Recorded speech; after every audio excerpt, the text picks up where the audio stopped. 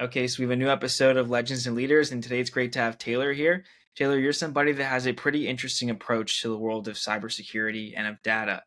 You're trying to make sure that companies and startups build this into their thinking and how they just operate in general from the beginning. It's not something that's like an afterthought of, oh, we've got all of this data we've created. We need to go secure it. This is something we need to really build in from the get go. And that's incredibly important to you. And I think it's great to have that approach. And you guys have tried to make this as simple as possible, even becoming like a virtual, security individual for these companies. So I'm excited to have you here and to get into your story. Thanks for the love, Ben. I appreciate the opportunity to be here. Any chance I get to nerd out about whether either cybersecurity or entrepreneurship, I'm all about that. Awesome. So, how did your interest in cybersecurity begin? What led you to want to go on this path in your life?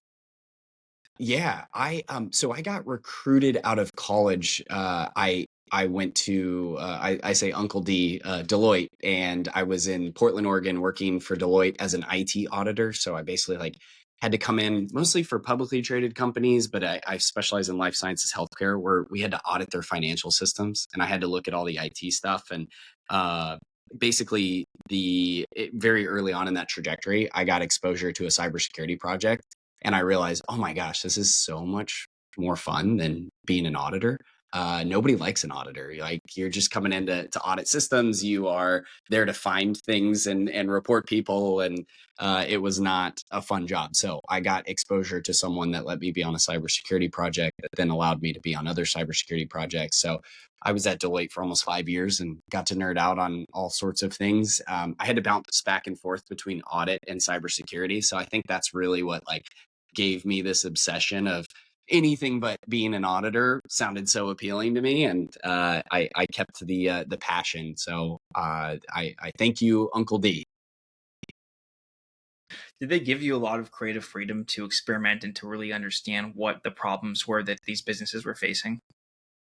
Not at all. Deloitte was a huge company, so they were unfortunately very rigid on how we did things and why. We had basically a script that we went off of every single time for every single project, and you had multiple layers of people that were working on the engagement, from the lowly security consultant like myself up to the senior manager and partner.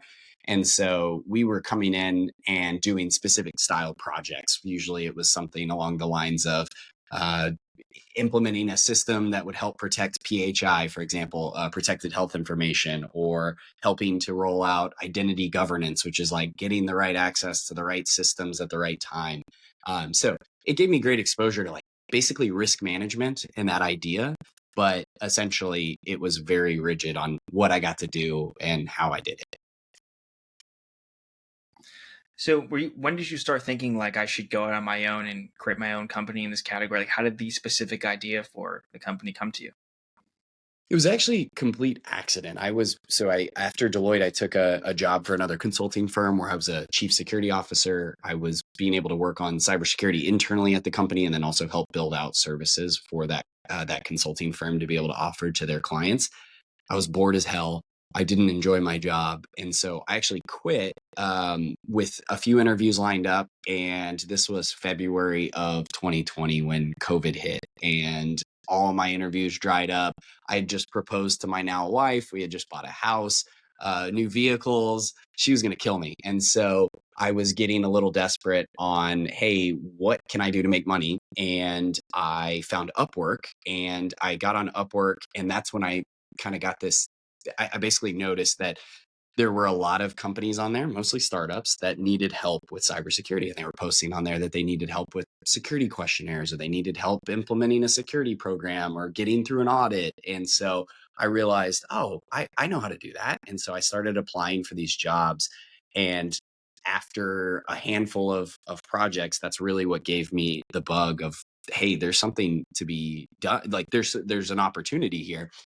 The crazy part was I was not getting really any attention on Upwork for the longest time, because it's review based. And so I went and did a bunch of free work or cheap work for people in exchange for 5-star reviews. And there was a tipping point where all of a sudden I had all these applications out and everyone accepted it at once. And that's when I realized, oh my gosh, there is money to be made here. But more importantly, these companies need help. Like there's just nobody there's not a Deloitte in the startup world. And so that's what gave me the inspiration. But I guess to summarize that succinctly, I didn't have like this aha moment when I was at Deloitte or even when I had been a chief security officer. I was a entrepreneur forever, reading the business books, but not ever getting anything off the ground. And so Eden Data was a little accidental.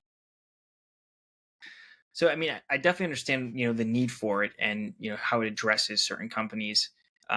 Is there like a specific approach that you developed initially that you thought this would be a much better way to address and understand where I can help from a cybersecurity standpoint for a company because they probably have so much data, all these different companies, and it could be a mess just even figuring out where to start.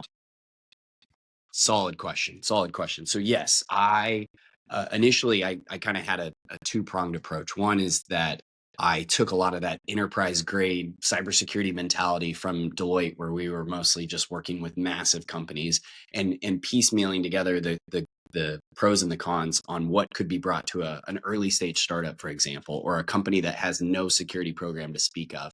And then on the other aspect of all of that was I realized early on that you have a lot of these. I don't want to get too nerdy for the listeners, but you have a lot of these security frameworks out there that are all the software startups are aligning with SOC 2, for example. But there's like NIST cybersecurity framework and the secure controls framework and all of these fancy acronyms.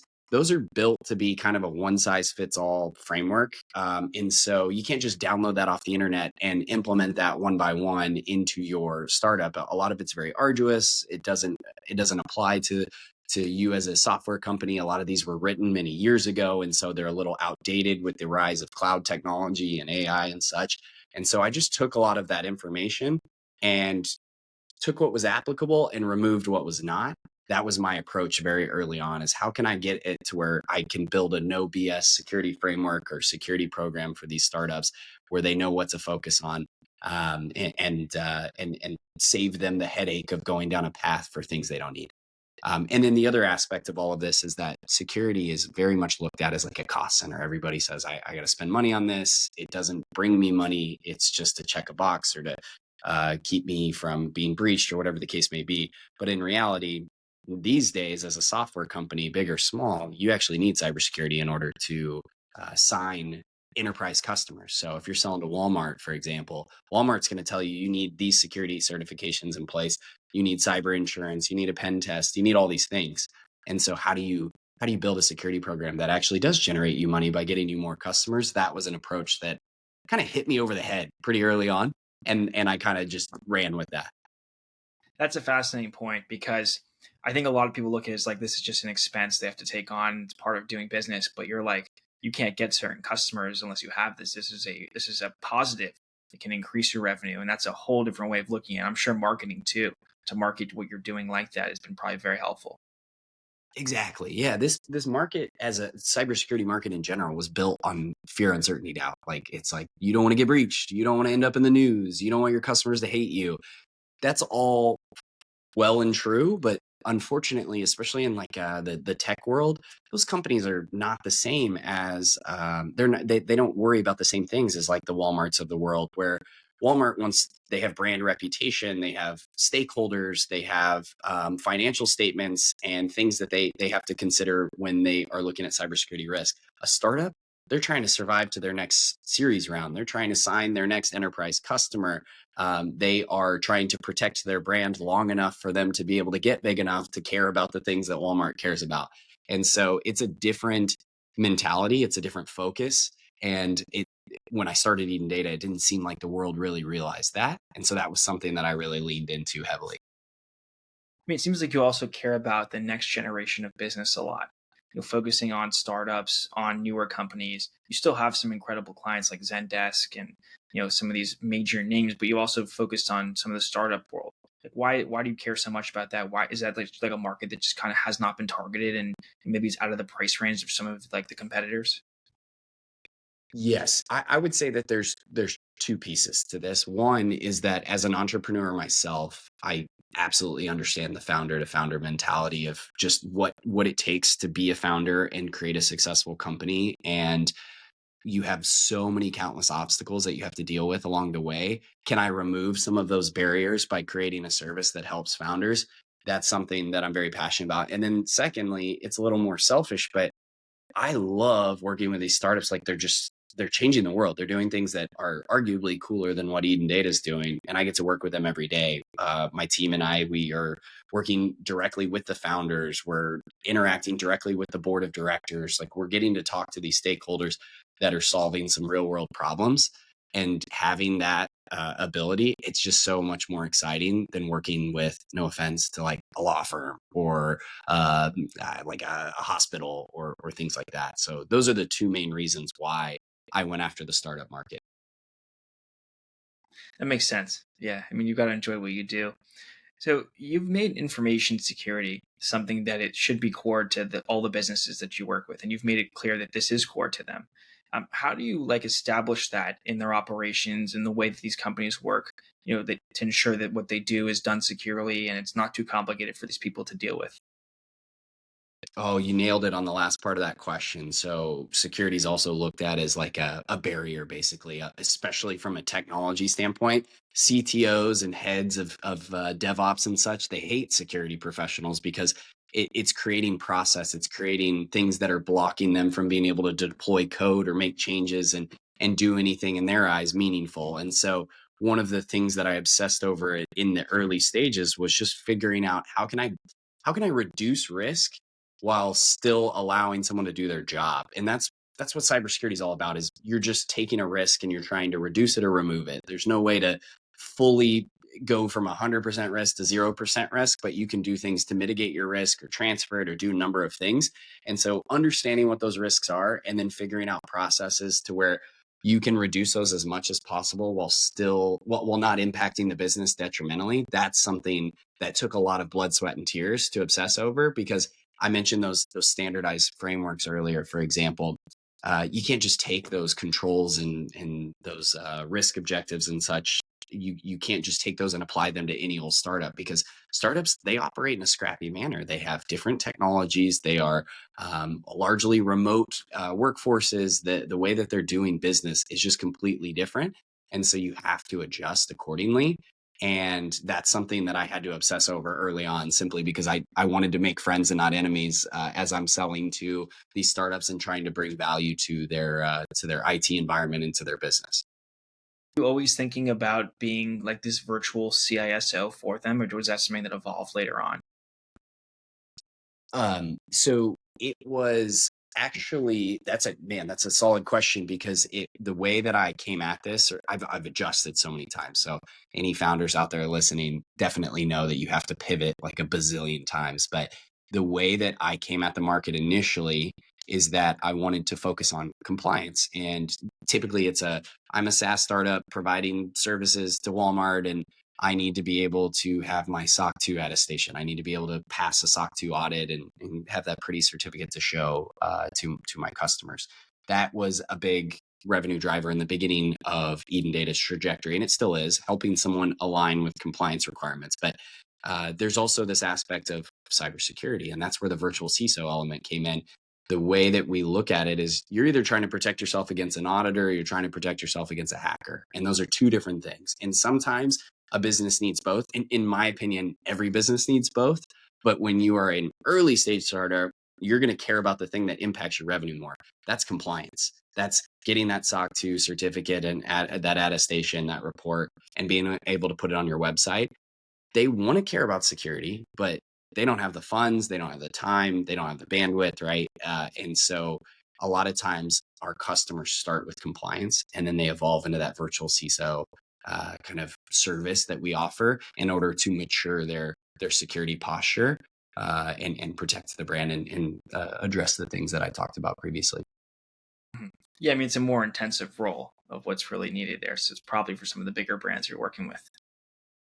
Exactly. And at some point, too, our role even changes with the bigger brands that we work with, simply because a lot of these big customers, they have security professionals on staff. And so they don't need a CISO. They already have a CISO. But one of our superpowers is that, similar to the legal space, where you'll have in-house counsel, but then they'll bring in external parties all the time, external lawyers, because they all specialize in different things.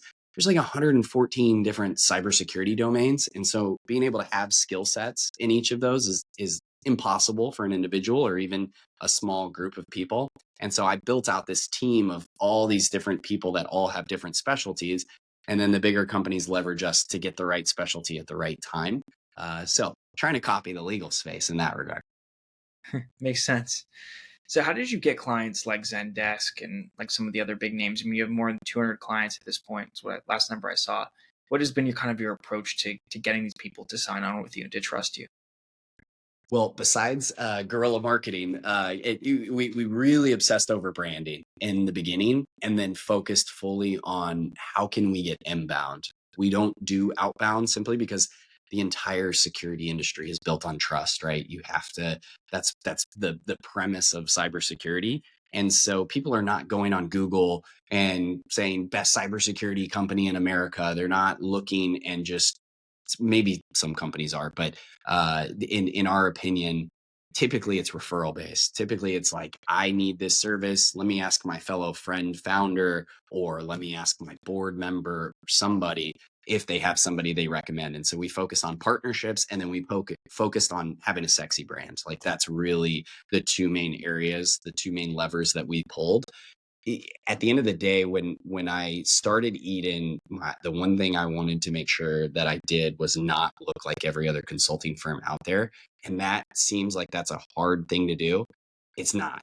If you go look at the average consulting firm, whether it's in cybersecurity or in, I don't know, even just a insurance space, for example, everybody's got like these boring colors, and it's like they're all using the same picture of some guy in a business suit holding a digital globe, and like it's just lame. And so how do you make it not lame? How do you make it a little more exciting? And that was something that we focused on as well, and that's really helped our brand because we get a lot of referrals from people that are familiar with our brand.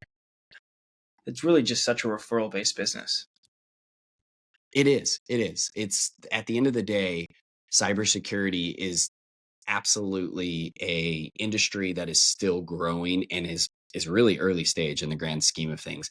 I'm completely biased and think that cybersecurity is one of those critical components up there with any other business department at a company. You've got everyone's accepted that the CFO is important and the CMO is important, CEO, COO, but having a C-suite at the cyber with an understanding of cybersecurity and being able to protect your business from a cyber risk perspective is critically important. However, the world has not accepted that yet, and so education in this space is so critically important because people are trying to figure out what the hell's going on first before they even open their pocketbooks or their pockets to be able to. Did I should pocketbooks? I just made that up. They've now they're starting to accept I need to spend money on security, but I don't know why. And so focusing on education and focusing on helping founders understand why the heck this is important is another big aspect of what's going on in the industry right now. What are some of the trends that you're seeing besides that you're right now trying to really position your company to take advantage of, and just in general, like where do you see this industry going? What are some of the biggest changes we're going to see? I will make sure I don't give you the generic answer of AI. AI is absolutely a component of this. I think that one thing to point out, I'll give you two answers so that I don't just give you AI like everybody else does. But related to AI, you have two important components. One is companies, especially software companies, tech companies, are just deploying AI willy nilly in their environment. That's creating risks that we didn't have just a couple years ago. And so that's becoming a big area, coupled with the fact that we as a society still don't accept data privacy as a big deal. So we just don't care about our data. We give it to everybody. I read something the other day that like DeepSeek, everybody freaked out about DeepSeek when it dropped and was released in the App Store. And so they did a report on just basically they did a security audit of it, just an independent research firm. And they found out that like the data was transmitting unencrypted, the encryption keys themselves are static, that the data was funneling to multiple companies based in China. Nobody cares because at the end of the day, people want convenience. And so that's going to be a bigger and bigger problem as we are racing towards one, caring about data privacy and realizing that our data is actually important. Like people still have not accepted that. And two, we're in a race against other nation states around basically how we train our models, and that data that we use to train our models is becoming very valuable for those reasons. So that's one aspect, AI. But the other aspect in security is that one, it's becoming more mainstream, and two, it's raising the bar and expectation for how you choose your vendors. So vendor management, how your customers decide to do business with you. If you are a business doing business with another business, as a lot of businesses in one sentence, then you are most likely going to have to jump through security hoops. That's becoming more and more mainstream. But now we have this huge trend of how do you not only embrace security, but how do you brag about it? And so you're seeing there was a huge acquisition made just last week by Drata, one of the big GRC players. They acquired SafeBase for like $250 bazillion. And that's SafeBase helps you put pretty security pages on your website. How do you brag to when you're selling to Walmart about all the things you're doing in security and how you're protecting their data? That's going to become a bigger and bigger trend, especially across more than just the startup world, but commercial and enterprise as well. And what do you want to accomplish now? What are some of the things you really focus on? Short term goals, long term goals, big picture vision at this point? Yeah. So in the short term, I would like to focus on delivering more and better services to our customers. That seems generic, but what I mean by that is that we just hit our 4 year mark. We've been growing fast, but we can always get better at what we're doing. I'm trying to be when a customer works with us, I want to be the best vendor they've ever worked with, not in security, but in general. Like I want it to be the best experience. And so focusing on making the experience higher quality, and then also being able to deliver more services. How can we even datafy other aspects of service? Right now, we're doing professional services around compliance and cybersecurity and privacy. And now we have a pen testing team that we rolled out 6 months ago. But what are some other things? How can I get into cyber insurance and helping to mitigate risk and lower premiums? Like there's a lot of areas that I'm looking at in the near term in order to just deliver a better service and more service to my customer base. And then longer term, I really like the vision I've had from the beginning is I want to become the Deloitte of the startup world. Right now, there's just not a well-known firm or a series of well-known firms in the startup space or in the tech space specifically. And it's kind of hodgepodge. The big four have really built a name for themselves in the enterprise space and in the commercial space. I want to be able to do that in the startup world. So those are the two. That's short term, long term. That what I'm focused on. The last thing I'll say is more tactically. I do want to make sure that I'm embracing AI both in how we can protect it, but also how can we leverage it for good. Well, Taylor, that was all the questions that I had. I appreciate you taking the time and doing this. I think it's great that you're trying to set a certain bar of quality for every type of business they can get, startup, bigger size business, and really make this something that's not an afterthought. That's something that you think of right in the beginning when you're building your company. And it's important to have throughout all your processes, and making that accessible and making the quality of skills you have accessible, I think is incredibly important too. So I'm excited to see what's next, and thanks for coming on. Thanks for nerding out with me, Ben. Really appreciate it. I appreciate the opportunity. Thank you to the listeners for taking the time. But I am always excited to talk about cybersecurity. Follow me on LinkedIn for more stuff and keep that data private.